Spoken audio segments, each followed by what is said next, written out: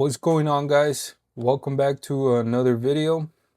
Just wanted to come on here and talk about an idea that I've had that I want to share with you guys in regards to our walk with our Heavenly Father and his son, Yeshua HaMashiach, Jesus Christ.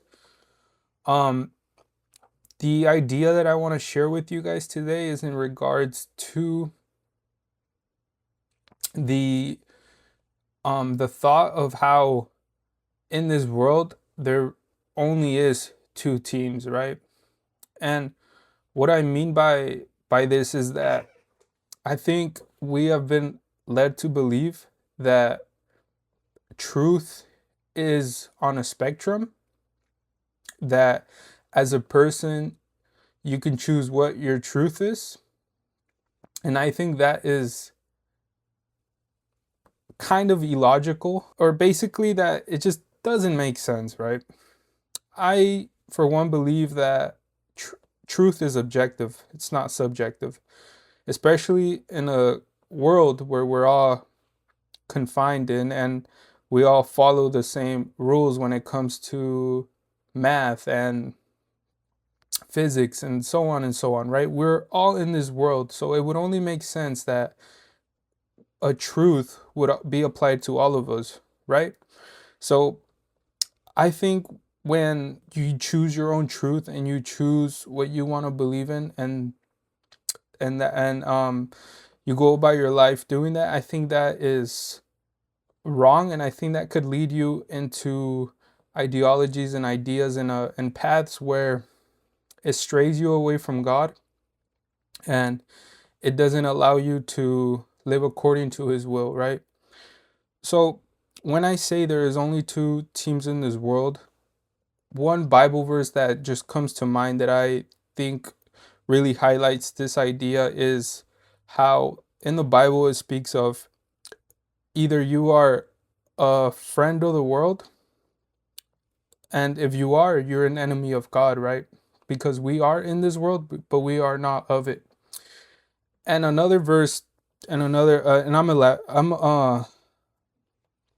don't know the exact verse and stuff, but another verse that I think goes with this is when Jesus talks on the mount, and he is telling the people how you're supposed to be the salt of this world, right? And so when you choose to not be a friend of the world, although we are in it, but you choose to live apart from what the world believes, that automatically makes you a salt of the world, in the sense that by following God, you are set apart, right? So, what does it mean to be a friend of the world?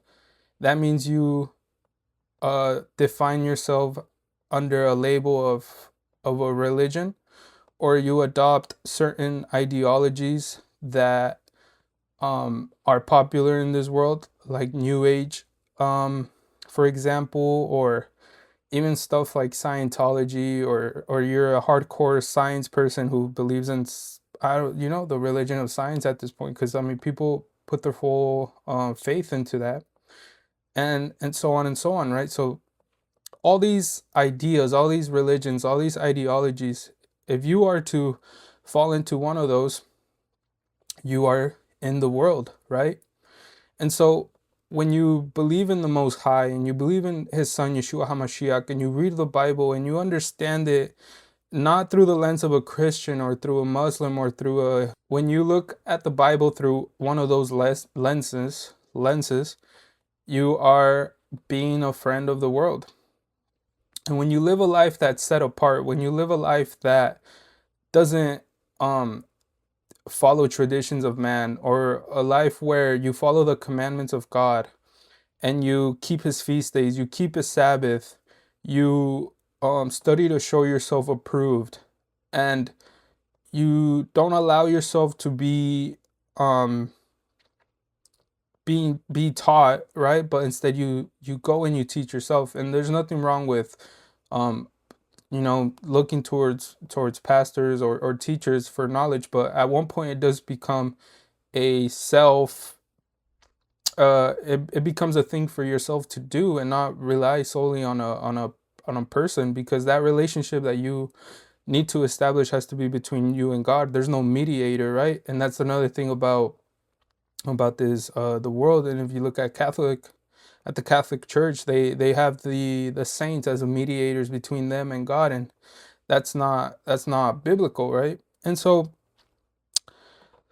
just wanted to come on here and share this idea, right? Because I think it's more important now than ever to really highlight that a true relationship with our Heavenly Father implies that you are not a friend of this world, that you don't fall under a label um, that this world promotes, like Christianity, like Islam, like every religion, right? Every ideology, everything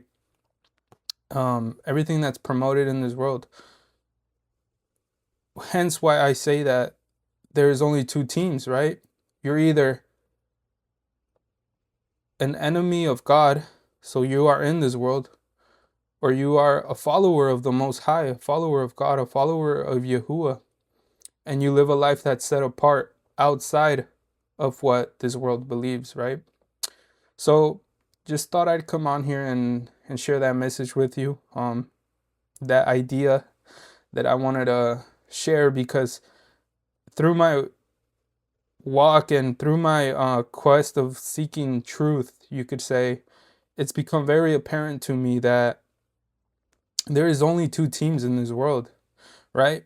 If we look at even at our own government, or at governments in general, there's usually, it's like a two-party system. Or if you look at a sports game, it's usually two teams playing against each other. If you look at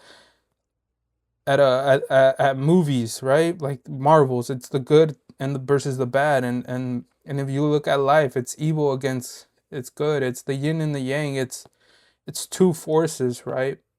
It's not, oh, you're either good, you're bad, or you're kind of good, you're kind of bad, or you're only good on this certain amount of the days of the year and you're bad on, no. It's either you're good or you're bad. It's either you're on the most high side or you're on the enemy side. And so it's important for you to um to think about these things, because times are only getting weirder, darker, crazier, and yeah, I think I thought I'd share this message with you guys, and I hope you took something from it. If this message made sense to you, just thank you for watching, thank you for clicking on this video, and I hope I maybe made you think a little, maybe um brought some, maybe uh just made you think about things that you've had never thought of. So again, thank you for watching, thank you for listening, and I hope you guys have a good rest of your day.